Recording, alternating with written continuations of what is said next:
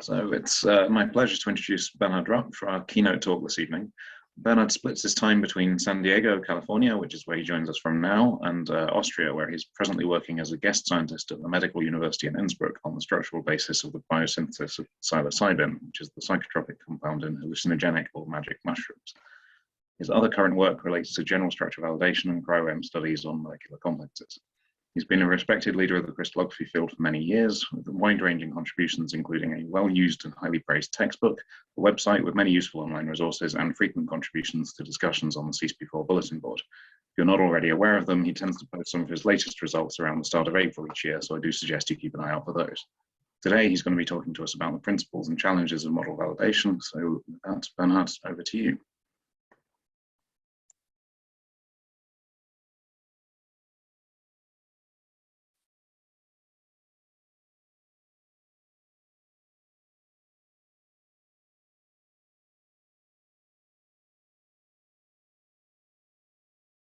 So, can anybody hear me, see me, understand me? I can hear you and see you. I can't see your slides yet. Can't see the slide. Hold it.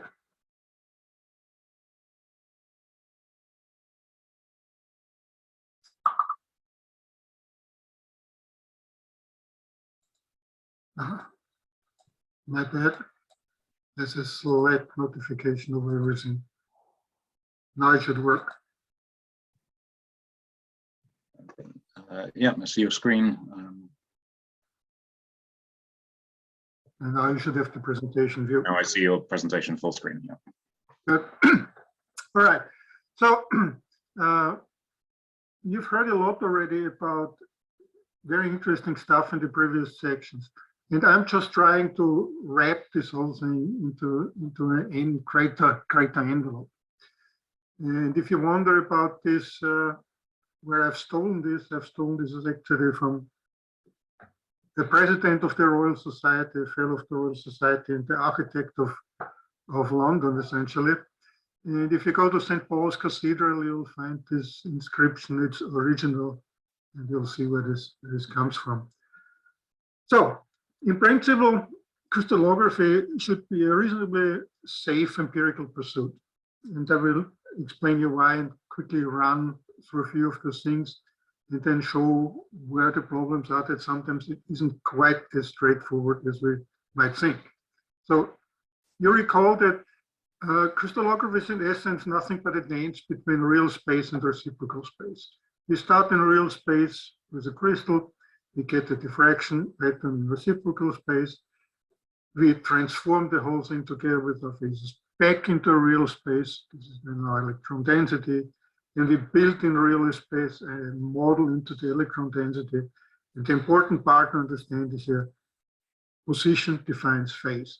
So once we have this, we can take our model, back transform it again into reciprocal space, and to reciprocal space refinement, get updated phases and amplitudes. And again, we do this in cycles many times, and repeat it essentially ad tedium. So this is in a nutshell what we're doing. And we have in principle a very robust process in going from this real space to reciprocal space back to real space. And by the Fourier transform, we're not losing any information. So this is a process we do many times, goes almost invisible to the user. It is robust.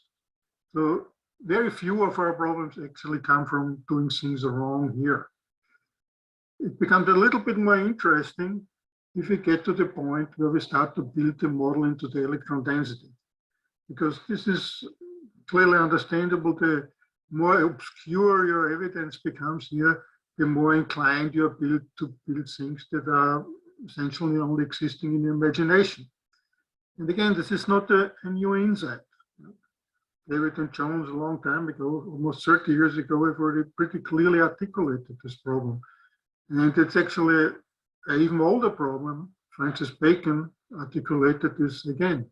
We want to see what we believe. We want to see what we think is true. And if you want to see your ligand, you're probably going to find it. And there is a very nice modern interpretation of this, I'd say, by Richard Feynman. Just don't try to fool yourself. It's the important part of science. Be the most skeptical person you can be towards your own ideas.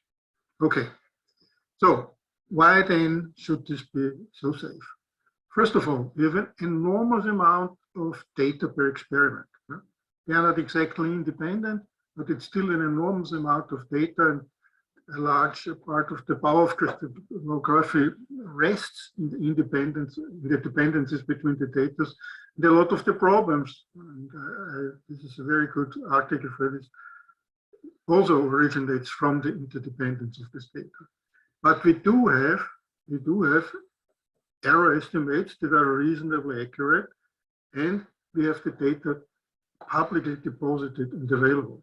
And this is a luxury that you very often don't have, because do we have an error estimate of your Western plots or anything like this? No, you really don't. So this is a big, big benefit. No? Reproducibility or something generally not an issue. No? You have the experiment, you have samples, you have enough facts, that's it. Okay. So we also have clear expectations about the principles of stereochemistry for our proteins. We know how that thing should look. Yeah? And that helps us, again, out of 100,000 of deposited crystal structures to keep things in check. So we are data rich, we are knowledge rich, and what can we do? We can optimize and validate now both of those against the experimental data as well as the prior knowledge.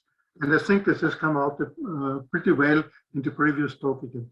Both the optimization and the validation depend on both the experimental and the prior knowledge.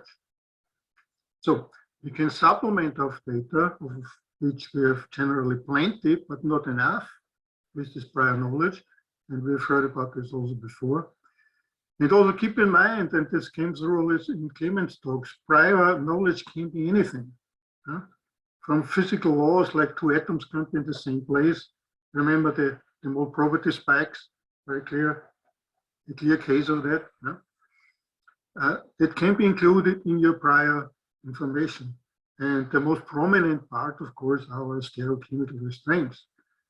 And we shouldn't forget, however, that the direct local real space evidence is electron density. So the warning here, reciprocal space global measures, like R values, are not telling you anything about what is locally happening in real space. So you really have to look at the density to see what's happening. So whenever we have such a data-rich and knowledge-rich scenario, it can be presented in a general formal framework of inductive reasoning. And that's the so-called, those are Bayesian estimates of the posterior model likelihood. This Bayesian theorem, in its simplest form, directly derived from the joint probability, independent joint probabilities in 3 lines, looks like this. But all it tells you is essentially your posterior model likelihood is the data likelihood times the prior probability of your model without having seen the data, divided by a term that it's generally called the data probability, but takes different forms. And it's very important to realize. Because if you look at refinement, you only want to maximize or optimize this term. Huh? Well, in that case, because we always refine against the same data, I can simply take this, massage it in a proportionality constant, and it reduces to this form. And you can see here already, essentially, our maximum likelihood refinement residual. Because if you take the logarithm of this, this becomes a sum, and my negative log likelihood optimization then is a minimization of the problem. And we see again here the data term, and here as I will show shortly, the sum of residual squares, that is our prior probability term. If you use this for hypothesis testing, then this term becomes the sum of all hypotheses, because I want to have an exact value. How likely is it for that hypothesis to be correct? And if I don't have this, there's a way to get around it by likelihood ratios. Again, this term takes different forms depending what you need it for. And this is, I think, very important to understand. But in principle, everything we do is essentially Bayesian and based on this combination of data probability and prior probability. And this is essentially our Laplace information we're using here. We've also learned from refinement already that we have a lot of data, but not enough. For coordinate refinement, the deterministic limit is around 2.5 angstrom. At this point, again, we have heard it's a system of linear equations, R value 0, it solves, it's not refinement. So to keep the geometry in check and to speak, add data, we use our restraints, and up to about 1.6 angstrom, we need decent restraints, and only then we can really start to relax them more and more and more until around the redundancy of 10. We can really do independent, unrestrained refinement. So you have heard about the implementation of the restraints. It is largely I can do it in simple distance restraints. I can do it in all kinds of implementations, which all reduce to one form. This is in essence the sum of residual squares, deviations from targets. So this, why is this the sum of residual squares? It is here the residual, it's squared, and it's the sum of it. So this is our target value. We know what it should be. We get a penalty if it's not. If it's too far away from the target. And our whole formula here is the maximum likelihood residual, because we see here in the data residual, we have this inflation of the variance in principle that allows for errors in the model, and then in the form of sigma A, include our M, our sin term for incompleteness, and our V for the Losati term for the incorrectness of the model coordinates. So this, in principle, is the whole maximum likelihood residual restraint term. And you can essentially see again, this is nothing but the logarithmic form of the refinement version of Bayes theorems, which are written down. So what can we learn from the distribution of our target values? The answers that are interesting, the questions that are interesting to us is how much removed from the expectation value is a data point? How likely would we actually find such a value? And you all know the distribution, the normal distribution, you know what the z-scores mean, and how many, what our probability is to find values at a given distance from the median. So if we look at the distribution, for example, here of a bond angle, so within 4 sigma, which we usually use as something acceptable, with about 1 in 10,000 expectation of the value being linear. And if you have something that's out there at 8 sigma, then this is worth looking at. Huh? It is very unlikely that this is really a value that is reasonable. And you will find out that something in the model is probably not correct. It's always worth checking these things. And I give here a typical example where the restraints are suboptimal, and I think this is the reason why these transgressions appear. Cis and trans isomers are really distinct physical species, different melting points, different optical properties, whatnot. And if we look at the example here, for example, palmitoyloic acid, then we see this cis bond. So this means torsion angles that we should have a 0-degree torsion angle, and the CST torsions lie around here with a variance of about standard deviation about 3 degrees. And we look what should be, and we see what is in there. And obviously there's deviations from planarity, there's deviations from the cis conformation. This is all over the place.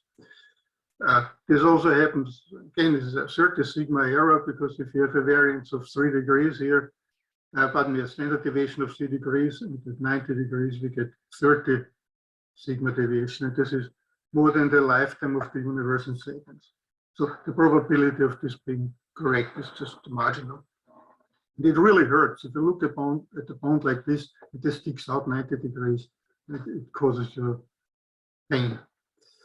It also happens within structures. This is a beta-carotene. It should all be in the trans conformation and configuration. And of course, it is here all over the place again. So neither the planarity nor the correct isomer is observed here. So why is this? It has, again, to do with the implementation of the restraints. If I implement it with the least squares planes, or it doesn't really matter if this is in cis or in trans conformation. Both are planar. And what I clearly can see from this is that the least squares plane is obviously a degenerate precision measure. Why do I say precision measure? Because we don't really know where this least squares plane is. Not every program restrains it as a simply distance from the normal distance from the plane, but in principle, it's happening. I can look at something that's more discriminate and something that is discriminate, for example, for cis and trans angles, cis and trans conformations, is the pseudo 1 to 4 angles. I can clearly see here's a little bit more than 90 degrees. And when this is over there in the trans conformation, it goes up to 150 degrees. So I have a non-degenerate restraint here, and I can try it out if this really works. And essentially, solving this ambiguity with the flipping restraints does work reasonably well. It took a few examples. One of those is oleic acid, which in the original deposits, they were all over the place. And if I use the legacy sieve that was in the PGP, then miraculously one gets in the right conformation, but the rest is still wrong. Then I take the great sieve that is now the current sieve. It does exactly what it's supposed to do. It makes everything planar, but it doesn't know whether cis or trans is correct. If I throw the flipping restraints in there, I'll get everything into the right directions, into the cis conformation, but it's not good enough. So I combine this great restraints plus flipping restraints, and then I get a relatively sharp distribution all in cis. So I relax the grade, planarity restraints a little bit, and then get it correct with a roughly with a standard deviation corresponding to the target. So obviously this works, and this paper here has been cited 0 times. And you then wonder, is this just end cutting? This is I think the Dutch term for looking for peanuts or whatever. So why are we doing this? And there's good reasons why not to do things like that and build a bit lenient, and there's very good reasons why we should fix this. So I give you reasons now why we might not want to care. You can say this is just a nuisance error, not relevant to your claim. If you're interested in a particular fold or structure, whatever, what do you care what these little details are? Sausage is a sausage, right? If I put the cis compound into this sausage or trans, who cares? And it is true, no? Macromolecular refinement is essentially never finished. Our models are imperfect, no? And eventually, at some point, you just plain give up and say it's enough. I can't fix this anymore. I can't see it anymore. Done. But there are also reasons why we perhaps should care. And one of the most trivial reasons is the structure formula, because I see that every atom contributes to each of the F's. So whatever I fix at some point makes the whole model better. But this is very important to remember. Anything you fix will have an effect. So it's very often a small extra effort to do it right. If I put this model at cis or trans, what's the difference? Just do it right. Then it might matter to unsuspecting user. If somebody looks at this, is interested for some reason in this feature you didn't care about, then this user is a little bit irritated. And of course, if this is wrong information, then it affects the databases and the machine learning and artificial intelligence programs are not going to be happy about it. And most important, very often the ligand is the important part you have to care about. And this rote data mining has success stories. For example, in the beginning, we figured out that most of the glycans are just horribly modeled. And then when we noticed this, people started to work on this and improve it. And I think now we have a pretty good idea about glycan conformation and pretty good programs. So if we look generally at ligand modeling, we can say it's generally of good quality, sometimes not so good, and sometimes I call delusional. And we've done this a long time ago, and many people have done this. And essentially, a large fraction is okay. Some are necessarily weak, and relatively few are kind of really rare. So what is the measure that this was based on? And we will get to this in a little while. This is the real space correlation coefficient. And of course, we always have to ask ourselves how relevant, how reliable is such a metric in the first place? And there's a new kid on the block now, the fragment screening. And it's based on the very reasonable idea that you can use small fragments corresponding roughly to the Lipinski rule of threes to probe binding sites. And here's a very important point. If you model partial occupancies, then you have to account somehow for the solvent component. And to do this in a very reasonable way, I believe, by ground state models from multi-crystal structures, and then throw some multi-conformal refinement at it. The details you can find summarized nicely in this supplemental figure here. And it's called the Panda procedure, band density analysis. And finally, every of these models is deemed reasonable, is deposited in the PDB. If I pull this up from the PDB, this doesn't look really good to me. So something is wrong here. And the statistics are correspondingly bad, and also this is not very encouraging. It's directly taken from the PDB, and we've taken great care to look really what is in the C file. It says data from final refinement as ligand and the deposited model. So you would assume this is the right thing to do. And if I look at what the PDB tells me, this is a ligand of interest designated by the author, and I'm not quite sure if this is really ant-cacking or whether this is something important and this is not good if this looks like this. And again, this is a usually very high resolution structures, and the statistics are really, really bad. So you wonder how is this happening? The same thing here with the highest resolution structure ever determined of this protein, and it looks horrible.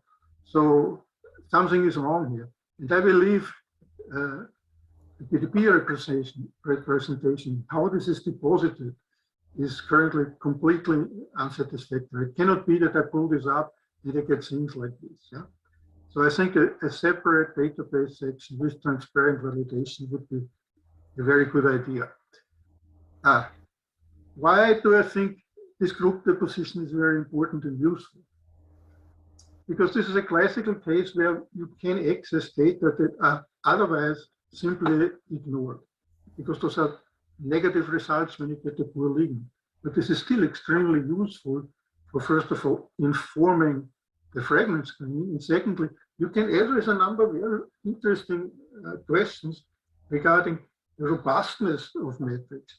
How valid are they? Does it really make sense? How do they react to decreasing occupancy, more and more noise in the data? I think this is good. So the key questions now in this whole business is, when we are validating what actually is our null hypothesis for not a ligand, and not just not the ligands for not this ligands, and how can we statistically test it? And there's many other metrics, and I recommend this older Tickle paper to look at them. And you can use all kinds of combination thereof. And how they behave and how robust are these measures. What is really the significance level of a validation metric? if I get a certain number, what does it mean really? So what does a real space correlation of 0.7 mean? Is it bad? Is it good? No. I mean, we need to talk a little bit here that the physics influence the value of the statistics. If you look at the scattering function, and I scale it down by reducing the occupancy, and it's just half here, it's half here. The Fourier transform necessarily will look the same. If I do this for a b-factor hypothesization, essentially attenuating with the minus x squared term with the b-factor, then it looks different. So if I have a lower occupancy, the peak stays still there, it just scales down, and the correlation coefficient is still 100%. If I change the b-factor, I have a narrow real reciprocal space function. That means I need to get a broader reciprocal space function. So the electron density is just broader, and this is the correlation coefficient, of course, reacts to this. So it's very important. Some of these measures can be sensitive to certain things that are happening and insensitive to other ones. So I can see if this assessment is correct, and I can just take a good ligand structure and reduce the occupancy and see what happens. And as we believe that correlation coefficients is relatively robust. I take the ligand out and it still stays good, and then at the end, of course, it collapses. So it's insensitive to occupancy. What the poor refinement program, of course, does, it tries to crank the p-factor down in order to get scattering mass into this position. What is interesting is that the real space R value is relatively robust as a measure here. And we've done this many, many times and looked at it. And there is more to it, and I think is a little bit underappreciated as a criterion at present. We also can look at the asymptotic behavior of some of these measures. And here's again the example of the real space correlation. If I take my early group depositions, and also the later group depositions, I can see that this all somehow extrapolates, and I'm not really claiming any statistical validity for this analysis. But it extrapolates somewhere to this 0.6, which we somehow have absorbed or accepted as sort of null hypothesis for our correlation coefficient. So there is some truth to this. So when we ask ourselves now, what is a plausible null hypothesis? It's clear that it is not flat solvent. The first idea is to account for partial ligand occupancy with the folder maps assumed that it's flat solvent. And that's, of course, better than having nothing there, but it's still not quite there. So the solvent boundary will contain all kinds of moieties. There's weakly bound ligands, buffer molecules, whatever in there. So it is a really wide landscape of different things there. And if you have a ligand in there, there's still this underlying weird landscape of other stuff. And this is, again, what the Panda, I think, is trying to model, to get some contrast and get this out. I think that it's very important that generally for all the ligand models, also for non-Panda stuff, we start to realize the moment we reduce occupancies, we're really getting into a field that's getting complicated. So how should we create the null hypothesis for not this ligand? This is now an interesting part. No? So we have this noisy landscape, and again, at full occupancy, everything is easy. But for low occupancies, a lot of these measures are not very robust. What is also important to understand is once I get to the point where I start raking in the mud, and I can essentially have to test is really this particular ligand the best answer. It becomes a question of testing against other ligands. It is multiple hypothesis testing. Because if I just throw in one ligand and I get a low fit, and I use another one and I get a low fit, then really the only thing that I can say it is this particular ligand It's because I knew I put it in. But then you're essentially at the point of simply modeling. Because if I can make other things fit as bad, then this is not a good sign. Okay? Another thing that's relatively important, density that is clear and interfering, so to speak, with your ligand. This is a concern because, again, the correlation coefficient something never catch things like this. So using other measures that find this like ISO, T or whatever might be very important. Okay? So a few things to consider at the end. What can we do? Sorry to interrupt. Your time is almost up. Yep. Maybe a little bit more training, particularly about epistemology, reasoning. Yeah? What are the foundations? Being Bayesian, be skeptic. Yeah? How likely is that whatever we model here is reasonable in view of the priors? If you make an extraordinary claim, and the ligand is an extraordinary claim, then you really need to deliver extraordinary proof, some clear evidence. I'll just bringing it up because you have to find it. There's often a lot of pressure to find these things. And there's a lot of logical fallacies to use. Well, other people do it too. They have poor ligand density. Well, that doesn't mean it's right. Or asking for proof of absence. Now show me that the ligand is not there. You have to show that the ligand is there. And we also need to improve the tools, I believe. Validation software needs to be, to a certain degree, become context aware. If a validation report has tons of errors, yeah, you really don't know, are they relevant? Is this a bad structure? What? So somehow the relevance of a statistic is really necessary. And again, I believe if we more or less read the paper and then decide whether this is important squawk or important error or not, that would be quite helpful.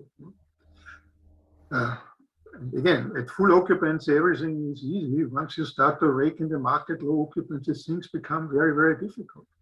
And again, when do you declare defeat? What is your null hypothesis where you say, okay, my result is not meaningful anymore?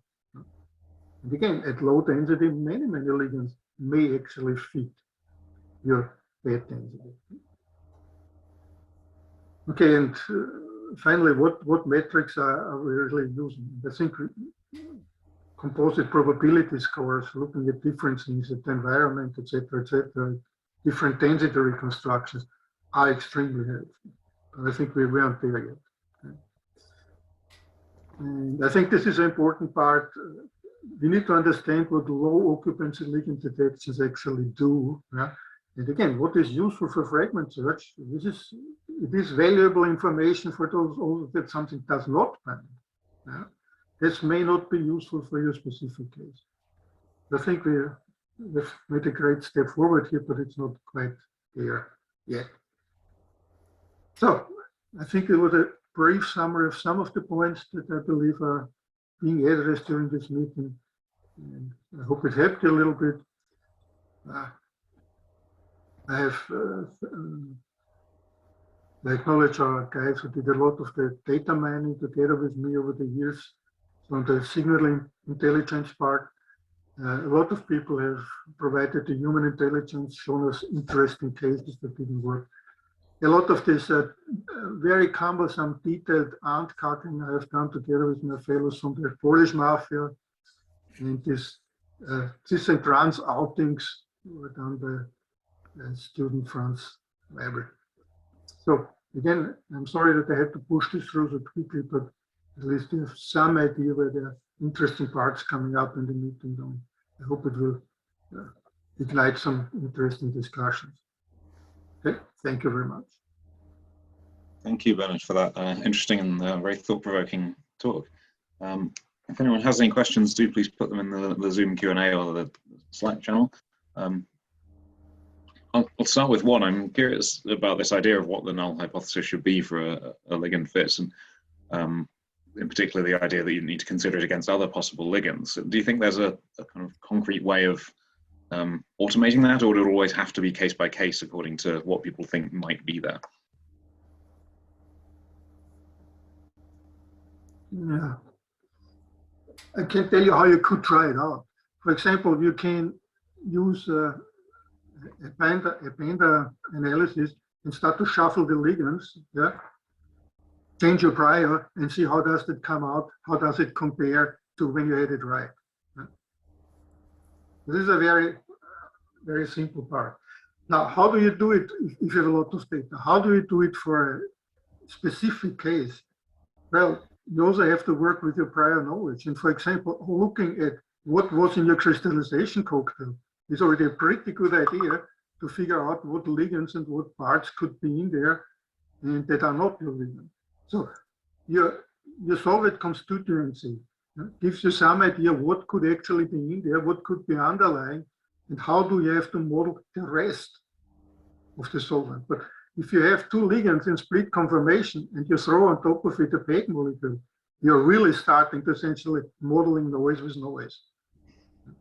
There's a completely non-trivial question. When do I stop this? And they say, now it's really nonsense. What metrics are you really using? The real space correlation coefficient can be fooled absolutely simple. It's not a good measure. You need to look at combined measures. And I find the RSR, once this goes above, let's say something like 25% or so, is a good hint that it starts to become a little bit fishy. It seems to be reasonably robust in practice. No? Statistically, of course, it's totally weak, but it does sort of work. No? We have a question from Gabriel Trudeau who asks, what value do FO minus FC omit maps have for low occupancy ligand detection? What? Why I use those, or who uses those? What value do they have for low occupancy ligand detection? Yeah, FO minus FC maps always have a value for correcting things, yeah, because they really show where things are wrong. Yeah? So if this is low occupancy or not low occupancy, I don't know if there should be a specific difference. Yeah? If your ligand is in low occupancy, the difference map will reveal whatever is left. Well, you figure out what this is, what is left. Can you model it? Then you can put it in as a discrete model, but very often you can't because it's a mixture of different states. And this is one of the reasons for this panda idea to have these multiple states merged into some kind of a background you can subtract and reveal the rest of the ligand. I don't know if you can do that. So I've got a question. Yeah, fantastic, very thought-provoking talk. So referring back to your cis-trans transgressions, you were talking about how a sausage is a sausage, and so why do you want to try and model it? And the answer was quite correctly that you're trying to improve the phase estimates. One of the problems is that